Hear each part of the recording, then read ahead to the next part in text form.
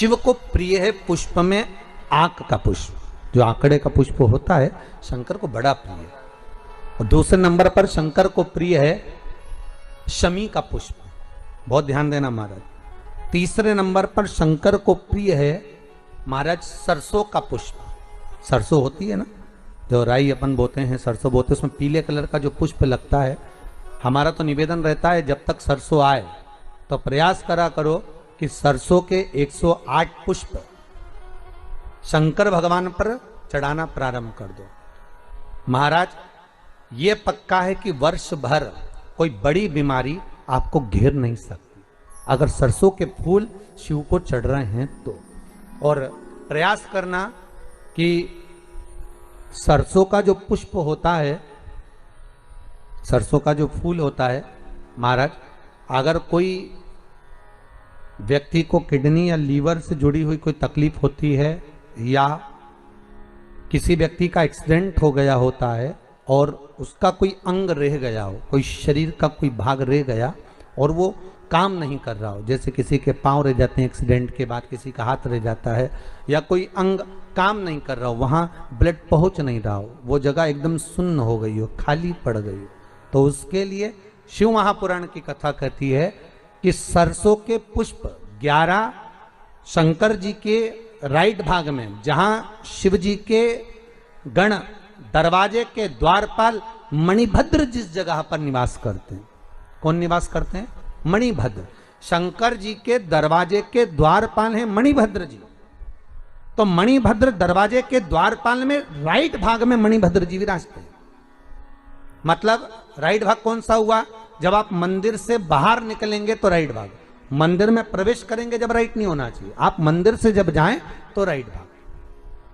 मतलब आप मंदिर से राइट से जाएंगे तो शंकर जी का भी राइट हो जाएगा, क्योंकि शिव जी ऐसे बैठे हैं तो शंकर जी का भी राइट हो गया, देवता उनका भी राइट हो गया, तो राइट भाग सीधा हाथ मणिभद्र जी का स्थान। 11 सरसों के पुष्प मणिभद्र के उस द्वार पर आप रख दीजिए और मणिभद्र के द्वार पर रखकर अंदर जाकर 108 वापिस जब आप बाहर निकल रहे हैं, ये पुष्प आप रखने के बाद एक बार बाहर जाएंगे फिर वापिस आएंगे मणिभद्र के रखने के बाद, और अंदर जाकर 108 सरसों के पुष्प शंकर को समर्पित करेंगे महाराज। उस सरसों के पुष्प जो शिव जी को आप समर्पित कर रहे हैं उसको वापिस लेकर आएंगे, श्री शिवाय नमस्तुभ्यम बोलकर उस सरसों के पुष्प को महाराज सरसों के तेल की बोतल में उसको डाल लीजिए। शंकर भगवान को किसी भी प्रदोष में, शाम के समय प्रदोष काल में उस तेल को वापस ले जाकर चढ़ा दीजिए शिव जी को, उसको वापस लेकर आ जाइए। उस तेल का प्रयोग आप नाभि में डालिए और जो शरीर काम नहीं कर रहा उस स्थान पर कम से कम 15 दिन 20 दिन तक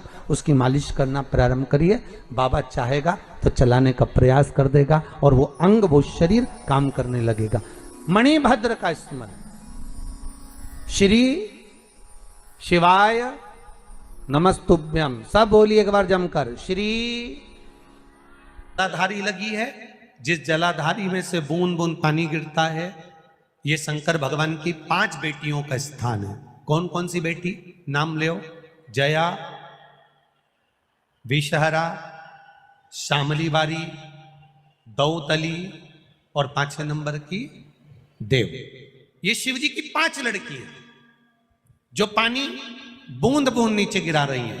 शंकर भगवान की बेटियों के स्थान से शंकर भगवान की जो ये जलाधारी है, जलाधारी अशोक सुंदरी वाला स्थान, ये जो जलाधारी है, बेटियों के स्थान से जलाधारी तक जो कनेर के माला बनाकर स्पर्श कर कर लगा देता है, शिवरात्रि के दिन प्रदोष काल के समय पर उस पति पत्नी में कितना भी झगड़ा हो रहा हो, आपस में प्रेम बनना प्रारंभ हो जाता है। अदालत का केस धीरे धीरे समाप्त होने लगता है। यदि पीला फूल शिवलिंग के आसपास में या शंकर भगवान के ऊपर कहीं रखा हुआ भी दिख जाए, उस कनेर के पुष्प को अगर आप 5 जगह का स्पर्श कराकर अपने हृदय की बात कहकर वापिस महादेव को समर्पित कर देते हो, तो भी मेरा महादेव तुम्हारे दुख का निवारण कर देता है।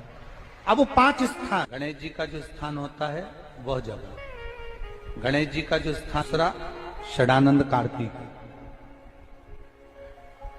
तीसरा अशुक सुंदरी वाला स्थान। चौथा जलाधारी, जो ऊपर से बूंद बूंद जल नीचे गिरा रही है।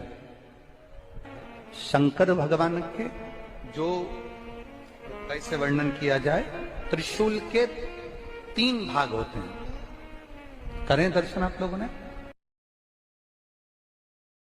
कनेर का यदि पीला फूल शिवलिंग के आसपास में या शंकर भगवान के ऊपर कहीं रखा हुआ भी दिख जाए, उस कनेर का जो पुष्प होता है उसकी डंडी का मुख हम अपनी ओर रख लेते हैं और खिला हुआ भाग महादेव की ओर कर देते हैं। शिव तत्व कह रहा है, भगवान शंकर का संवाद कर रहा है, शिव महापुराण की कथा कर रही है। ओम नमः शिवाय। दोस्तों, धार्मिक सुरभि चैनल में आप सभी का स्वागत है। कहते हैं कि अगर मनोकामना की किसी पूर्ति आप चाहते हैं तो जो धतूरा, जैसे हम मेरे घर में मैंने खुद लगा रखा है, प्रतिदिन हो रहा है, तो हम फल को चढ़ा सकते हैं भोग के रूप में, क्योंकि शिव जी पसंद करते हैं। लेकिन अगर मनोकामना की पूर्ति चाहते हैं तो आप पीले चंदन में धतूरे को डिप कर लीजिए, मतलब उसका जो भाग है ऊपर का पूरा वो चंदन से, पीले चंदन से लेपन उसका हुआ हो, और उसको आप महादेव को समर्पित करिए सोमेश्वराय नमः के नाम से। तो आपसे धन से संबंधित अगर आपकी कोई समस्या है या मनोकामना है तो वो अवश्य पूरी होती है। इसी के साथ साथ कनेर का जो फूल है उसको चढ़ाने की जो सही विधि है, सबसे पहले अगर आपके पास एक ही कनेर है, अगर 2 कनेर है तब तो आप अच्छे से एक माता सुख सुंदरी की जगह रख सकते हैं, एक महादेव को समर्पित कर सकते हैं। लेकिन अगर एक ही आपके पास कनेर का फूल है तो आप क्या करेंगे, माता सुख सुंदरी की जगह सबसे पहले रखेंगे, डंडी का जो मुख होगा महादेव की और फूल का जो मुख होगा वो अपनी ओर होगा। और जब महादेव को वही फूल समर्पित करेंगे तो जो खिला हुआ मुख है वो महादेव की और डंडी का मुख माता सुख सुंदरी की ओर होगा। तो इस तरह से जब आप फूल चढ़ाते हैं तो आपकी मनोकामना भी पूरी होती है, क्योंकि हम महादेव से या हम भगवान से कुछ मांगना चाहते हैं तो हम चीज़ों को उसी तरह से समर्पित करते हैं। और अगर आप सिर्फ उनके श्रृंगार के लिए चाहते हैं तो आप पीले फूल से चाहे जितना उनका श्रृंगार कर सकते हैं करिएगा। और जैसे मैं प्रायः मेरा प्रयास यही होता है कि मैं शिव जी का श्रृंगार उन सबसे ज़्यादा सफ़ेद फूलों से ही करना चाहती हूँ। लेकिन कभी कभी फूल नहीं आते हैं, मौसम थोड़ा सा चेंज हो रहा है, फूल कभी कभी उतने नहीं होते हैं, तो आप इस तरह से भी फूलों को समर्पित कर सकते हैं। सफ़ेद फूलों से उनका श्रृंगार होना, सबसे पहले आप उनको सफ़ेद फूल ही चढ़ाइएगा। आंकड़े का फूल मिल जाए तो अति उत्तम है, क्योंकि वो उनको सबसे ज़्यादा पसंद है। तो शिव श्रृंगार और बेलपत्र, शमी पत्र अगर आपको प्रतिदिन मिलता है, कहते हैं अगर आप प्रतिदिन शमी पत्र चढ़ा रहे हैं तो जाने अनजाने जो भी दोष होते हैं वो भी दूर होते हैं, और रोग अगर आपको कोई घेरने वाला होता है तो उससे आपको मुक्ति मिलती है। थोड़ा सा आप इन सब चीज़ों से बचे हुए रहते हैं।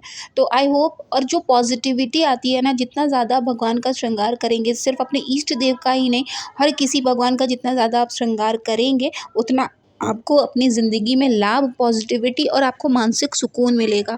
तो इन सब चीज़ों के लिए आप प्रतिदिन नियम से, चाहे आप एक ही भगवान की सेवा को का नियम बनाएं, लेकिन नियम अवश्य बनाएं, ताकि आपकी ज़िंदगी में हमेशा पॉजिटिविटी बनी रहे। आई होप कि आपके लिए ये वीडियो बहुत यूज़फुल रही होगी। वीडियो अगर आपको अच्छी लगी हो तो प्लीज़ चैनल को ज़रूर सब्सक्राइब कर लीजिएगा। साथ ही वीडियो को लाइक और शेयर करना ना भूलें, ताकि हम आपके लिए हमेशा ऐसी ही जानकारी वाली वीडियोज़ लेकर आते रहें। मिलेंगे नेक्स्ट वीडियो में, तब तक महादेव की कृपा हमेशा आप सभी पर बनी रहे, आप सभी की मनोकामनाएं हमेशा पूरी होती रहें। तब तक के लिए ओम नमः शिवाय, जय माता दी।